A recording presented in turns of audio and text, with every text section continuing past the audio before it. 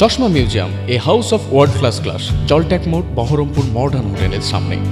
আগামী 6 এপ্রিল রামনবমীর শোভাযাত্রার সময় মুর্শিদাবাদ জেলা জুড়ে শোভাযাত্রার ওপর আক্রমণ হতে পারে, এই আশঙ্কার কথা জানিয়ে মুর্শিদাবাদ জেলা শাসককে ডেপুটেশন দিল হিন্দু জাগরণ মঞ্চ।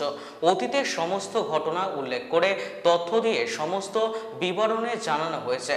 দাবি করা হয়েছে 6 এপ্রিল জেলা জুড়ে ব্যাপক পুলিশি নিরাপত্তা থাকুক এবং সেদিন জেলা জুড়ে সমস্ত মদের দোকান ও পানশালা বন্ধ রাখা হোক। উপস্থিত ছিলেন মধ্যবঙ্গ হিন্দু জাগরণ মঞ্চের সংযোজক অমিত সরকার, সংযোজক শম্ভু মণ্ডল সহ একাধিক সদস্যবৃন্দ।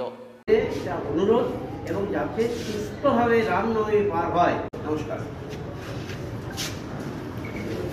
আজকে আমরা মুর্শিদাবাদ জেলা শাসক মহাশয়ের কাছে এসেছিলাম। আগামী 6 এপ্রিল রামনবমী আসে এবং 12 এপ্রিল হনুমান জয়ন্তী উৎসব। এই 2 দিন আমরা আশঙ্কা প্রকাশ করেছি যে জেলা জুড়ে এবং জেলার বাইরেও সনাতনী হিন্দুদের শোভাযাত্রার ওপর হয়তো কোনো আক্রমণ হতে পারে, আমরা আক্রান্ত হতে পারি।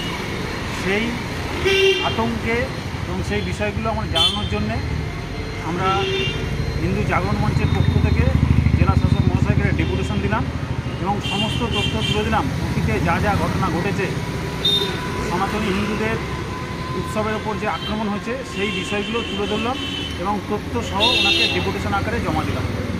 আমরা চাইছি 6 এপ্রিল পুলিশ আমাদের নিরাপত্তাতে টাইট সিকিউরিটি থাকুক। যদি পুলিশ প্রশাসন নিরাপত্তা দিতে না পারে, আমরা দাবি করলাম সেন্ট্রাল ফোর্স আপনি রিক্রুট করুন এবং 6 এপ্রিল সারাদিনব্যাপী সমস্ত অ্যালকোহল শপ এবং পানশালা জেলা জুড়ে বন্ধ থাক। সেদিন আমাদের সনাতনী হিন্দুদের পবিত্র দিন।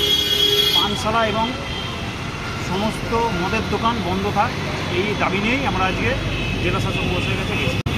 উনি আমাদের সমস্ত কথা শুনলেন এবং আশ্বাস দিলেন 6 তারিখে শান্তিপূর্ণভাবে শোভাযাত্রা হবে পুরো জেলা জুড়ে এবং পানশালা বন্ধের বিষয়ে উনি গুরুত্ব সহকারে আলোচনা করে সিদ্ধান্ত জানাবেন। আমার নাম অনিমেষ গুঁই, আমি বহরমপুর জজ কোর্টের আইনজীবী। হিন্দু জাগরণ মঞ্চের দক্ষিণ মুর্শিদাবাদের আমি সংযোজকের দায়িত্বে আছি।